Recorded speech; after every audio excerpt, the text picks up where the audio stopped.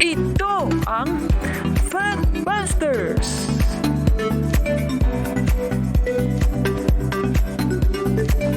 Sa puntong ito ng ating programa, kung hindi ka pa nakasubscribe, pakiclick po ng subscribe button at ang notification bell para updated po tayo sa ating mga susunod na videos. Kaya, let's go at simulan na natin!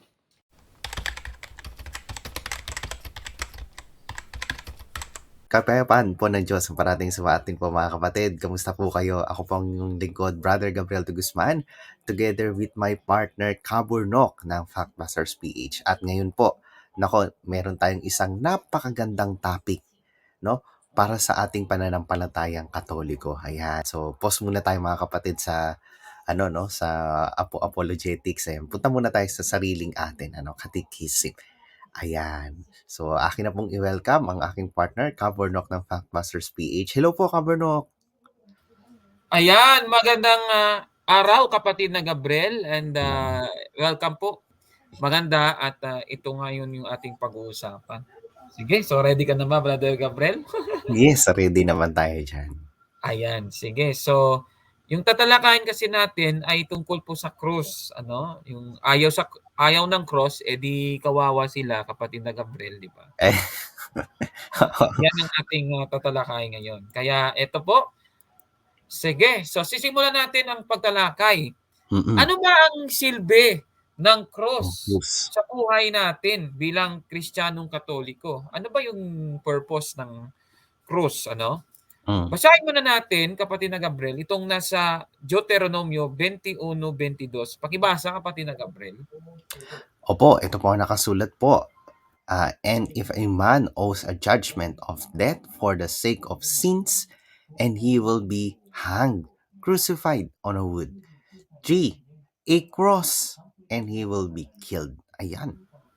Ayan, klarong-klaro po dito na mayroon pong batas noon sa panahon ng mga Hudyo, kapatid na Gabriel, na kung yung iyong kasalanan ay yung katumbas noon ay kamatayan, yung nangyayari ay ibinibitin ka sa isang punong kahoy, ika nga sa ilang salin, pero sa saling ito po ay cross. Cross po ito, kapatid na Gabriel. Ayan. Opo.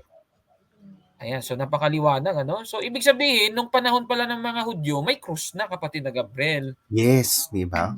Panahon pa lang po ng mga Hudyo. At mali yung bintang ng mga taga-iglesia ni Manalo na pagano daw ang paggamit ng krus. Mali yan. Naku po. No? Kung ano lang nila yan, interpretation. Oo, ano lang nila yan, mga kababayan, maling akala, ika nga. Yes. Oo. Sa lumang tipan, mayroon na pong krus, mga kapatid. Yung punishment sa mga mabibigat na kasalanan sa panahon ng mga Hudyo ay yung tao na nagkasala ibinibitin po sa krus ayon po sa Biblia. Ayan. Ngayon, ipagpatuloy natin kasi magbibigay tayo ng example, Example, itong nangyari sa mga kriminal na pinatawan ng parusa ni Joshua. Basahin natin sa Joshua 10:26, kapatid na Gabriel. Okay po, ito po ang nakasulat po, afterward, Joshua struck them down and put them to death, and he hung them on 5 trees, and they hung on the trees until evening. Ayan, maliwanag yan, kapatid na Gabriel, Yung 5 puno, syempre may 5 kriminal. So, ibinitin sila sa 5 puno, kapatid na Gabriel. At Opo. sa isang salin pa nga, yung trees na to ay cross. Ayan, Sige, basahin natin sa susunod na talata, kapatid na Gabriel. Opo, at the time of the setting of the sun, Yeshua commanded, and they took them down from the trees 4 crosses. Ayan. And they cast them down into the cave in which they have been hiding, and they placed great stones on the mouth of the cave until today. Ayan, napakaliwanag, So, cross talaga, kapatid na Gabriel, yun, kapatid, So, ibig sabihin, sa lumang tipan, may cross na talaga, kapatid na Gabriel. Hindi kagaya ng mga Opo. bintang nila Rapido, ayan, yung mga ministro ni Manalo, sila yung papalpak talaga, So, talaga doon, ginagamit ang cross bilang doon po ginagawa yung punishment sa mga mabibigat na kasalanan. Ayan, di ba? Amin po. Ayan. Sa pangalimbawa, kapatid na Gabriel, itong, ayan, nakikita nyo sa screen, isang painting po yan sa Royal Library, ano? Ayan, yung sa The Hague. Ayan, yung The Hague, di ba? So, itong pong painting na ito ay painting po kung paano namatay si Haman. At mababasa natin yan sa aklat ng Esther. Pakibasa, kapatid na Gabriel. Okay po, ito po ang nakasulat po. And Rakbuna, one of the eunuchs of the king, answered and said before the king, Behold, Haman has also constructed a cross to hang Mordecai upon it, because he spoke good for the king, and it stands in the house of Human. Its height is 50 cubits. And the king said, Hang him on it. Yeah. Ayan, maliwanag, ano? Ayon po sa Biblia, sinabi po ni Rakbuna na, ayan, ano, gumawa daw si Haman ng cross, kapatid na Gabriel, para doon daw ibitay si, ano, si Mordecai. Mordecai. Ang ending, kapatid na Gabriel, yung nangyari, yung gumawa ng cross, siya yung ibinitin doon. Di ba? Sabi ng hari, o sige, yung gumawa ng cross na si Haman, siya na lang yung ibitin nyo dyan. Ayan. So, yan po yung nangyari, mga kababayan. So, ibig sabihin, ang cross talaga ay ginagamit sa lumang tipan pa lang, kapatid na Gabriel. Kaya mali talaga yung mga ministro ni Manalo, mga palpak, gumamit lang ng aklat, marami ng propagandang sinasabi. Ayan. Ngayon, kapatid na Gabriel, ipagpatuloy natin. Alam naman natin na si Kristo ay namatay sa krus, kapatid na Gabriel. Alam naman nating lahat 'yan, diba? At ano ba ang rason kung bakit namatay ang ating Panginoong Kristo sa krus, kapatid na Gabriel? Kasi inaalala ko, Brother Gabriel, merong iglesia diyan sa kadiliman, na nagsasabi na namatay si Kristo sa krus para lang sa kanilang iglesia. Yun lang. Oo. Yun ang mahirap, Ay, napanood Pero ko yun. alam naman natin, kapatid na Gabriel, na si Kristo po namatay para sa ating lahat, di ba? Amen. Oo. Hindi siya namatay para lang sa iilan. Diba? Ika nga ng Biblia sa unang Pedro 2:24, pakibasa, kapatid na Gabriel. Opo, sa kanyang pagkamatay sa krus, pinasal niya ang ating mga kasalanan. Ayan, maliwanag, Dahil si Kristo ay namatay sa krus, yung dahilan, kasi pinasan po niya ang ating mga kasalanan. Inako po niya, sinalo po niya ang kasalanan natin, kapatid na Gabriel. Ika nga ng ating katisismo, sa paragraph 622, yung redemption na ginawa ng ating Panginoong Kristo sa krus, ginawa niya yon to give His life as a ransom for many. For many. Ayan, napakaliwanag, So, yan po. Yan po ang aral ng Iglesia Katolika.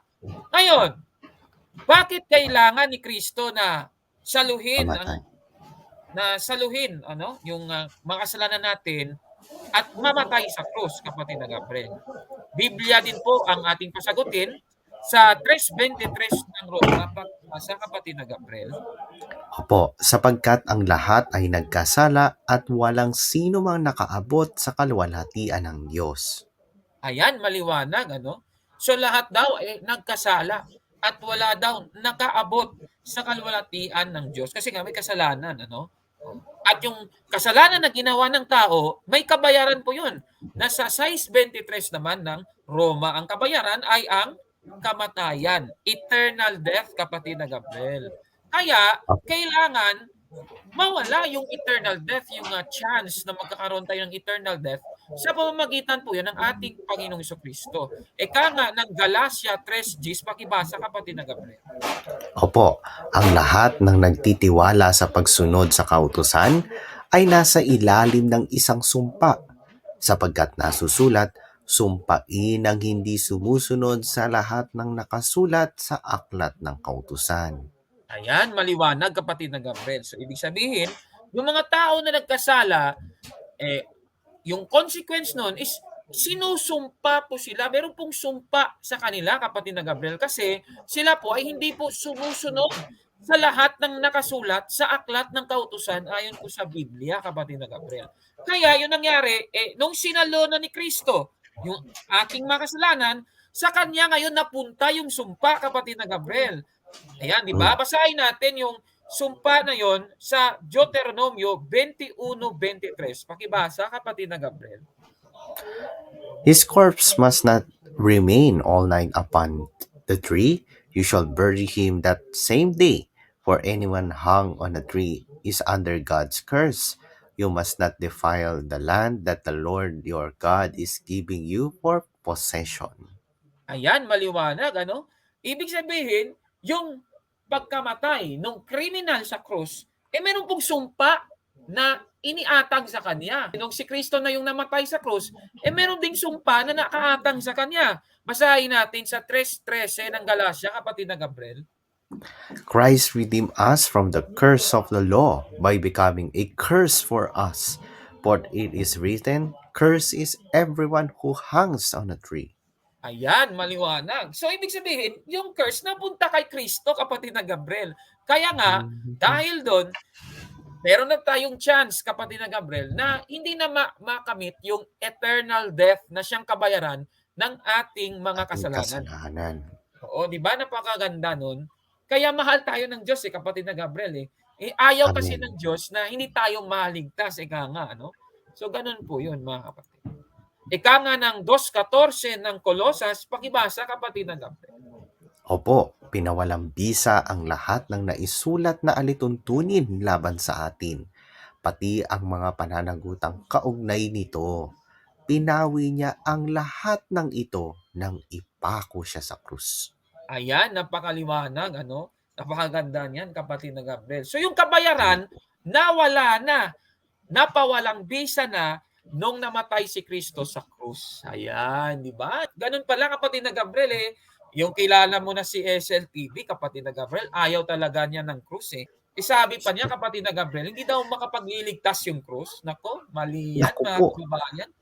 opo, anak, mali po yun ha.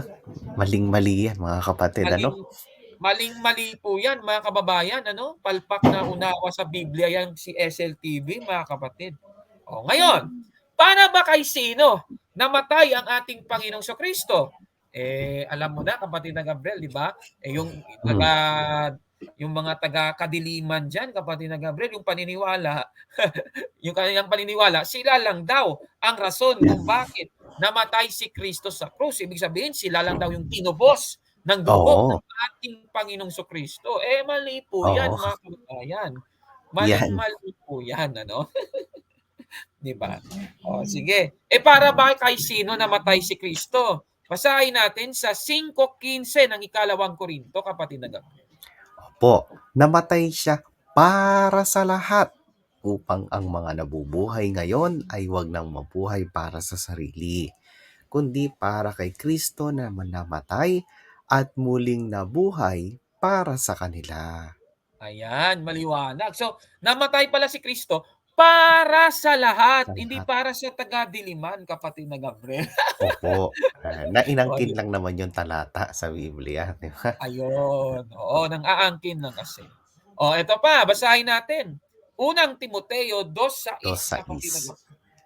Inihandog niya ang kanyang buhay upang tubusin ang lahat mula sa kasalanan. Ang katotohanan ito ay pinatunayan sa takdang panahon. Napakaliwanag, mga kababayan, 'di ba? Tinubos po ng ating Panginoong Kristo ang ating mga kasalanan, ang lahat ng tao. Ayun, 'di ba? Ang lahat pala ng tao yung tinutukoy, kapatid na Opo. Gabriel. At yan Ayan, po no? ay aral ng ating simbahan, kapatid na Gabriel. Basahin mo nga sa paragraph 605 ng Catechism of the Of Catholic the Church, Catholic kapatid na Church. Opo, the Church following the Apostles teaches that Church died for all men without exception.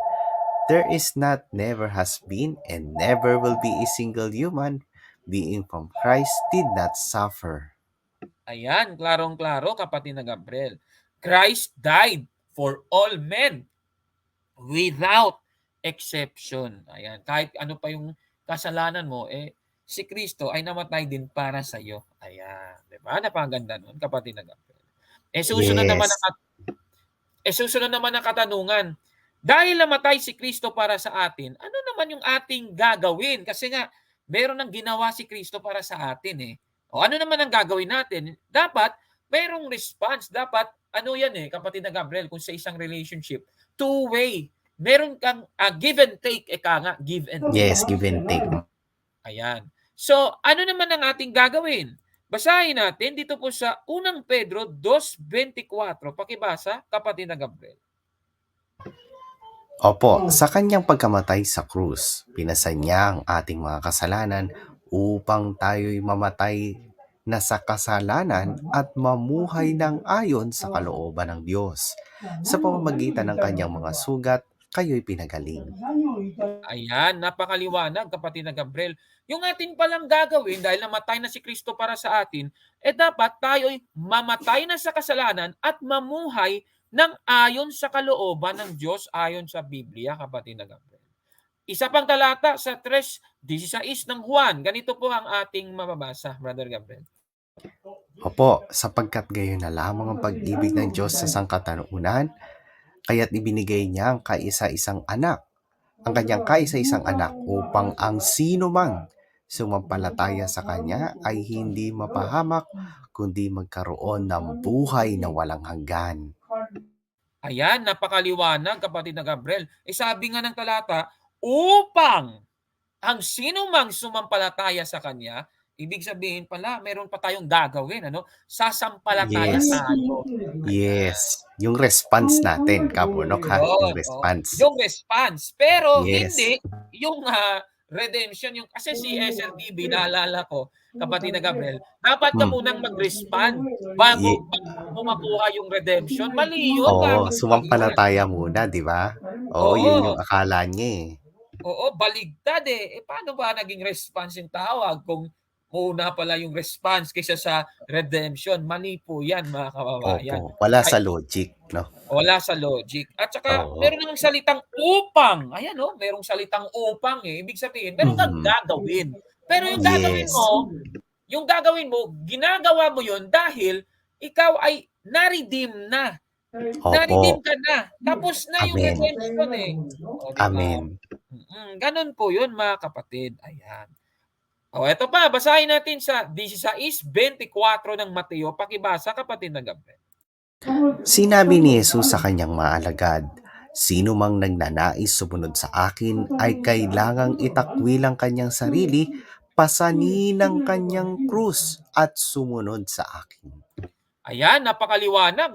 Pasanin daw ang kanyang krus at sumunod sa akin, sabi ni Kristo. So, ibig sabihin, dahil namatay na si Kristo sa ating mga kasalanan, yung mga personal natin na mga crosses, dapat natin yung pasanin at sumunod sa ating Panginoong Kristo. Sasampalataya tayo sa Kanya. Yan, napakaliwanag, kapatid na Gabriel. Ibig sabihin, meron talagang response tayong gagawin doon sa pagkamatay ng ating Panginoong Kristo. Amen.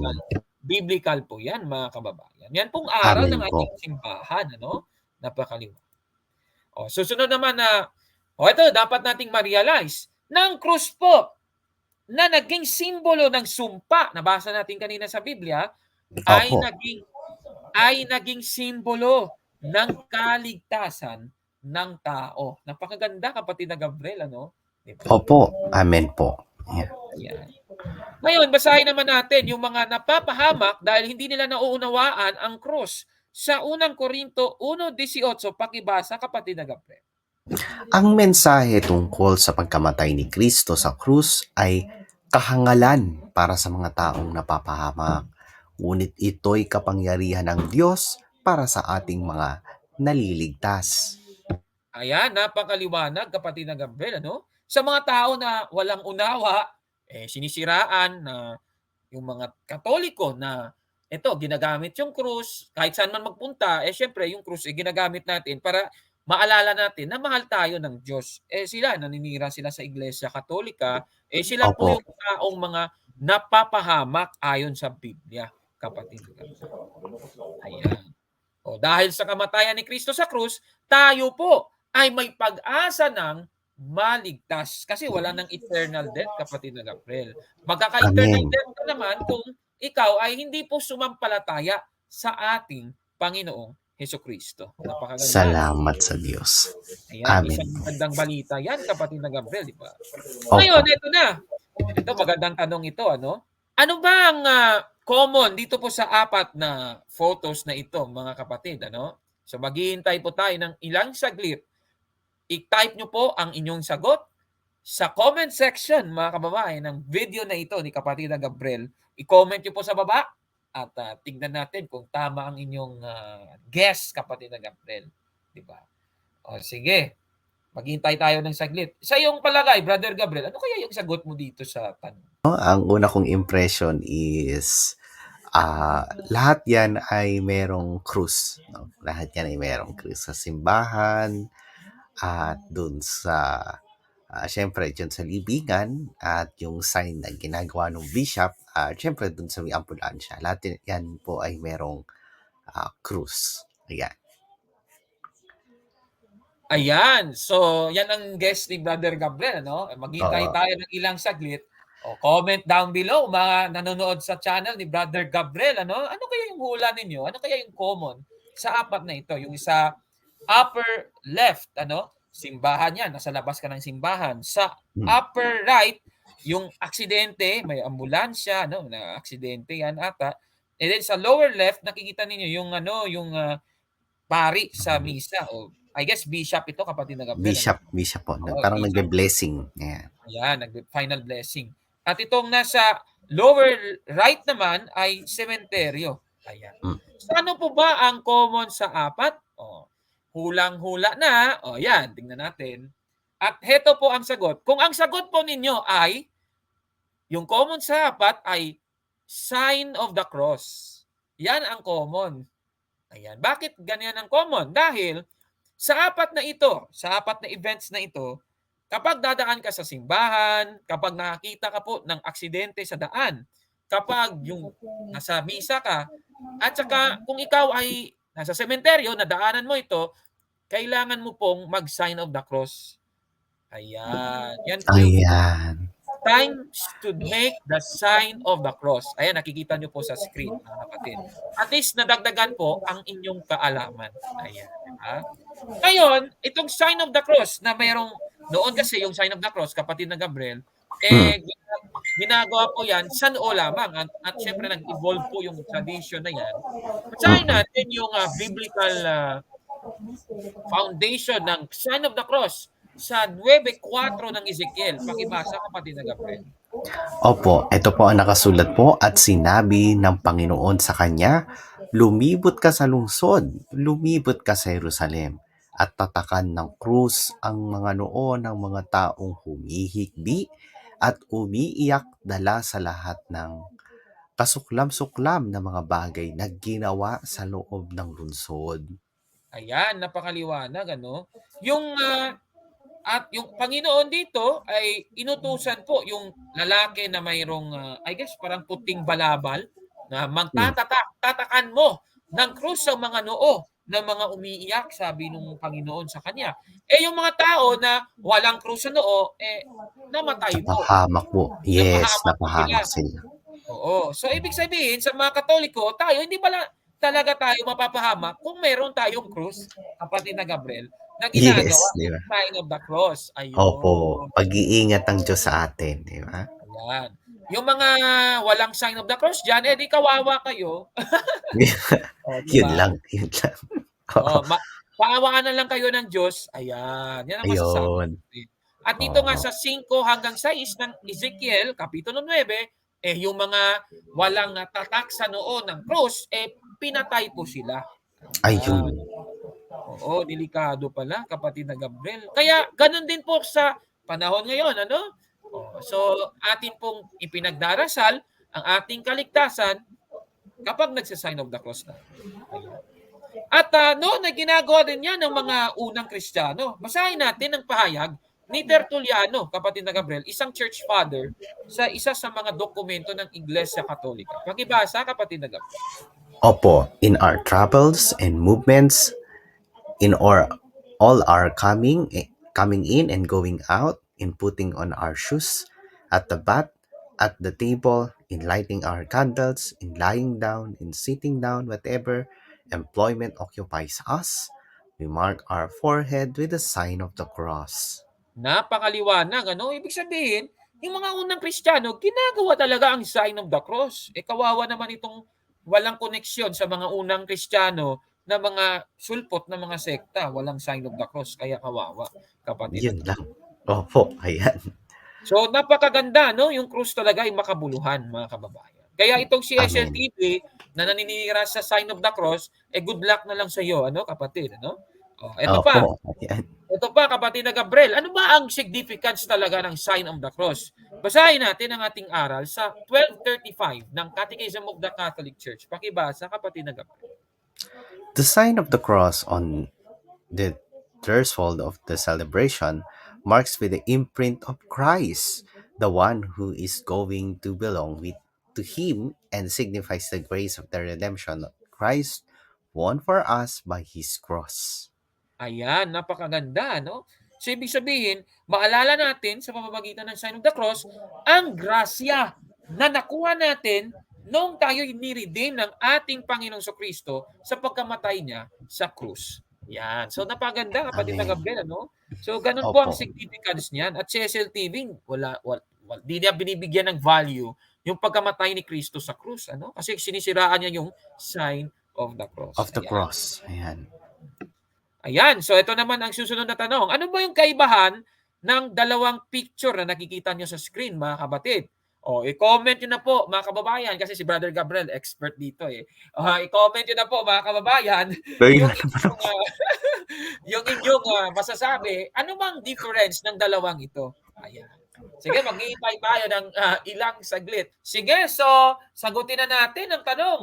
Kung ang sagot ninyo sa tanong, ganito, ano, yung nasa left picture, ano bang tawag dito, kapatid na Gabriel?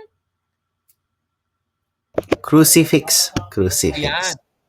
crucifix. At itong nasa right, ang tawag ay cross. Ayan, Cross. simple lang na cross. Ayan.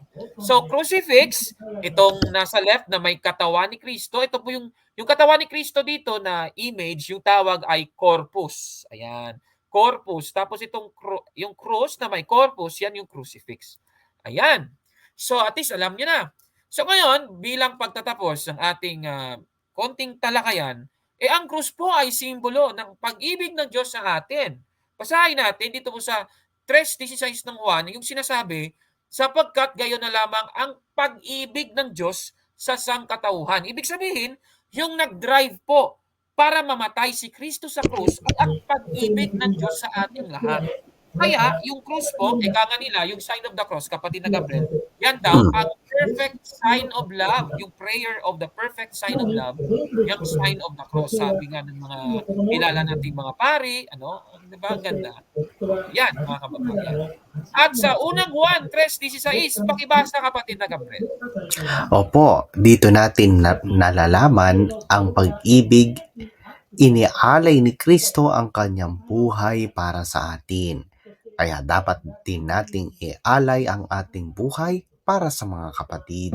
Ayan, napakaliwanag, kapatid na Gabriel. So kung ating maalala ang ating kung ating maalala ang pagkamatay ni Kristo sa krus sa pamamagitan ng mga crucifix, ng mga crosses na makikita natin, kapatid na Gabriel, maalala din sana natin na tayo'y mahal ng Diyos at dapat din nating mahalin ng iba, 'di ba? Kasi nga si Kristo, inialay po niya ang kanyang buhay para sa atin. Yan po ang nakasulat sa Biblia, mga kababayan. Kaya mahal ka ng Diyos, kapatid. Yan po ang aming sinasabi ni Brother Gabriel sa programang ito, at sana may maalala mo na mahal ka ng Diyos habang nakikita mo ang krus, mga kapatid. Ayan, so yan po ang ating talakayan ngayong araw na ito, kapatid na Gabriel. Ano bang masasabi mo sa ating mga tinalakay? Ayan, maraming salamat sa Diyos mga kapatid. Napakaganda ng ating topic patungkol sa cruise. I hope you appreciate mga kapatid itong napakagandang aral ng simbahan sa atin. No, na tayo ay mahal na mahal ng ating Panginoong Diyos at siya'y namatay sa krus para sa atin. Kaya yung krus ay napakahalaga para sa isang Katoliko. At maraming salamat sa Diyos dahil tayo Katoliko at napakahalaga sa atin ng symbolism ng krus na yan. Dahil kung wala ang krus, 'di ba? Walang krus sa ating buhay. Paano natin malalaman yung simbolo ng pag-ibig ng Diyos sa atin na ibinigay ng Diyos ang kanyang anak para sa atin? Ayan. Maraming salamat po sa Diyos, mga kapatid. Thank you so much. At ako pong yung lingkod, Brother Gabriel de Guzman, together with Kapornok. Ayan, Kapornok, kayo po, baka Dahil may closing kayo. oo, ayan, maraming salamat sa patuloy niyong pagsuporta sa amin ni Brother Gabriel, especially sa The Factbusters PH at sa The Beloved Catholic YouTube channel. Marami pong salamat sa inyong walang sawang pagsuporta at sana po ipagdasal niyo kami ni Brother Gabriel habang ipinagpapatuloy ang aming apostolado dito po sa aming mga YouTube channels. Ayan. So, ipinagdarasal po namin kayo at sana po ay mahalin po kayo. Sana po ay ang pag-ibig ng Diyos ay sumainyo. Ayan. Sige, Brother Gabriel, mag-closing ka na. Maraming salamat. Ayan, maraming salamat po sa Diyos, mga kapatid. Ingatan naman po tayong parati ng ating Panginoon.